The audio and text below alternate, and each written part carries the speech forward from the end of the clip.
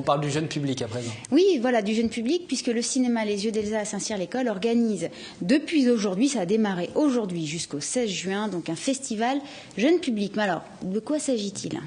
C'est un festival qui a pour but de proposer des films aux enfants dès le plus jeune âge et à leurs familles, évidemment, et à leurs entourages qui viennent souvent au cinéma avec eux, évidemment. Parce que les enfants ont du mal à venir tout seuls. Ça, c'est sûr. Voilà. Alors, jeune public, c'est vrai qu'on pourrait penser jeune enfant, enfin une tranche d'âge à peu près entre 5 et 10. Là, c'est pas forcément le cas. Non, c'est pas forcément le cas. On essaie de déborder, de dépasser des marges. On propose des choses qui sont adaptées dès 3 ans. Il y a des programmes qui font moins d'1 heure, des tout petits films qui sont tout à fait adaptés. Et puis, on essaye de déborder aussi sur les plus âgés, les familles, puisqu'on a aussi des blockbusters qui ont maintenant 20 ans, comme Jurassic Park, ou bien plus comme Fantomas. Dévoilez pas tout, on va y venir. Alors déjà, comment vous est venue cette idée de monter ce festival ? L'idée, ça vient de 2 choses. C'est d'une part le fait qu'il n'y avait pas de festival de cinéma dans les Yvelines. Alors, il ne s'agit pas non plus du festival de Cannes, hein, on est encore à une toute petite échelle, mais c'était un point important, quelque chose que... Pas d'événement cinématographique pour le jeune public, en tout cas ? En tout cas, pour le jeune public, il n'y avait rien. Ouais. Et puis, la DRAC souhaitait soutenir ce genre la Direction régionale des affaires culturelles, donc souhaitait soutenir ce genre d'initiative. La ville était complètement partante, ça correspondait à un long travail depuis plusieurs années vers le jeune public. Et puis voilà, en fait, je crois que j'ai tout dit. La réponse convient, oui, ça va. C'est complet, c'est bon. Voilà, c'est ça. Alors donc ce festival, vous l'avez démarré l'année dernière. Oui. C'était une première ébauche, on va Exactement. dire. Cette année, une programmation très riche. Alors justement, comment ça va se dérouler ? Alors, vous avez travaillé, je vous coupe, mais sur votre idée, c'était parce que vous aviez une idée bien précise. Ouais. C'était de travailler sur 3 axes. Oui, c'est ça en fait. C'était évidemment de proposer des films, des projections, d'essayer de faire revenir des films qu'on a vus il y a longtemps, il y a moins longtemps, mais en tout cas de remettre en valeur. Des films un peu oubliés ? Ouais, plus ou moins. Pas tant que ça, puisqu'il y a Le Monde de Nemo par exemple, mais qui est donc pas si oublié que ça. Mais vous avez un coup de cœur peut-être sur ces... Ouais, j'en ai un, ouais. Oui, parce qu'on en a parlé évidemment. Comment ça, tout est écrit à l'avance ? Oh, mais faut pas tout dire. Non, Alors votre coup de cœur ?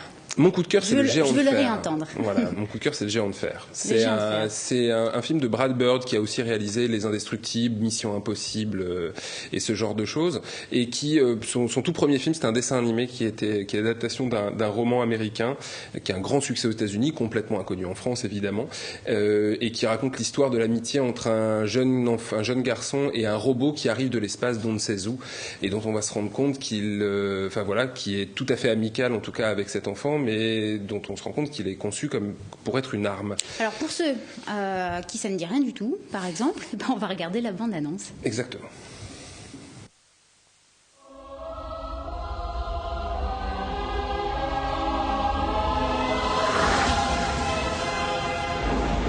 Ago, SATCOM radar detected an unidentified object entering Earth's atmosphere. Some assumed it was a large meteor or a downed satellite. This is no meteor, gentlemen.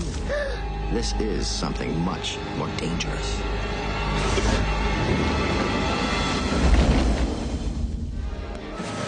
This is unbelievable. This is the greatest discovery since television or something. Like a giant robot, I am now the luckiest kid in America. Banzai!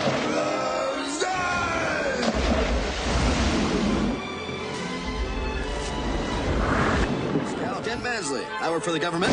What are you talking about? Where's the giant? For some reason, the army is in our front yard, Mr. Mansley. We must stop it at all costs. Go to Code Red. Repeat, Code Red. We've gotta help him. Hogarth, no! Hey, stop! There's a kid in his hand! You can't protect him, Hogarth. Warner Brothers Family Entertainment presents the story of a young boy and a giant from another world You can fly? who became a hero on this one. You can fly! The Iron Giant.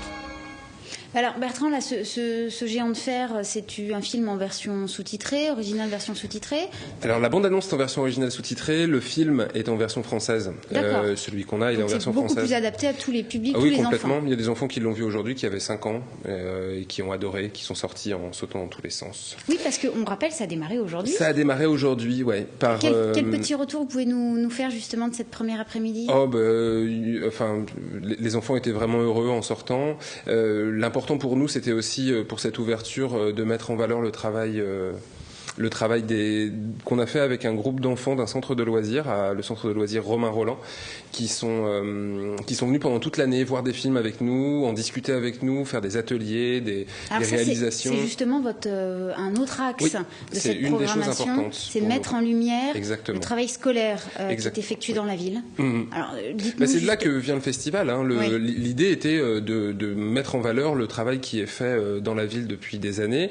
Et on travaille... Alors l'année dernière, on a travaillé avec les lycéens et les écoliers. Là, cette année, on a réussi à travailler en plus avec des collégiens, les collégiens du collège Jean Racine. On travaille avec des lycéens du lycée Mansart et on travaille avec les écoliers de l'école Jean Jaurès. Chacun d'eux va venir animer une soirée. On leur donne soit des cartes blanches où ils choisissent un film et ils viennent le présenter. Les lycéens, c'est un peu particulier parce qu'ils ont réalisé des courts-métrages dans le cadre d'un atelier avec leur téléphone portable. Et donc, ils viennent présenter ces films. D'ailleurs, il y aura une compétition le soir de cette présentation. Donc le public pourra voter? Le public est largement attendu pour venir voter et lire le meilleur film, ce qu'ils ont intitulé le Miroir d'or d'ailleurs. Les collégiens eux, vont présenter le film qu'ils ont choisi. Et il s'agit duquel? Alors les collégiens eux vont présenter Le Magicien d'Oz, qui est le film qui a tiré leur projet culturel pendant toute l'année autour de la thématique du voyage et de la fantaisie. Et puis les écoliers présenteront un film surprise. Donc vous pouvez pas nous le dire? Bah non, parce que c'est surprise. C'est le principe. Bah voilà. Et aujourd'hui, les enfants du centre de loisirs ont présenté tout le travail qu'ils ont fait. Donc ils sont montés sur scène face à tous les copains et c'était pas facile. Et voilà, c'était un grand moment pour eux et pour nous d'ailleurs, parce que c'était émouvant vraiment d'avoir travaillé pendant un an avec eux et de les voir finaliser leur projet comme ça. C'était très beau. Et alors, vous avez également, dans cette programmation, donné quelques créneaux à des ciné-rencontres, par exemple, des ciné-contes, et puis un ciné-concert. Des ciné plein de choses, en fait. Voilà. Tout ce qu'on peut mettre avant ou après ciné, on le fait. Donc, il y a un ciné-concert sur des courts-métrages de Charlie Chaplin avec un accompagnateur au piano, en piano solo, qui, voilà, donc dans la plus grande tradition du cinéma des premiers temps, finalement. Il y aura un ciné-conte avec Bertille Soulier, qui est une conteuse avec qui on est habitué de travailler et qui remplit les salles et les chœurs à chaque fois de bonheur. Un ciné-rencontre avec Pascal Diez sur un documentaire autour de l'école et des projets culturels à l'école. Et puis une curiosité, puisqu'on a fait appel à un bruiteur de cinéma, un bruiteur professionnel. Un atelier bruitage. Voilà, Alain Platiot, qui viendra avec sa compagne Noël Guichard et qui vont faire découvrir le métier de bruiteur et faire des bruitages au public pendant la soirée. Alors on rappelle, ça a démarré aujourd'hui et c'est jusqu'au 16 juin au cinéma Les Yeux d'Elsa de Saint-Cyr-l'École. Exactement. Bertrand Pignet, merci beaucoup. Merci à vous. Merci à vous. On reste encore dans cette thématique du cinéma, mais après Saint-Cyr-l'École, on part en Clés-sous-Bois. Voilà, les Clés-sous-Bois où s'est tenu samedi dernier le festival de court-métrage dont le réalisateur Mabrouk El Mechri, qui est également parrain du festival, était au micro de Julie Rocha-Soares. On l'écoute. Pas de tapis rouge au festival Les Clés du cinéma samedi, mais un parrain d'exception, Mabrouk El Mechri. Mabrouk El Mechri, c'est un réalisateur qui est né à Versailles et qui a vécu pendant 15 ans, il me semble, dans cette ville.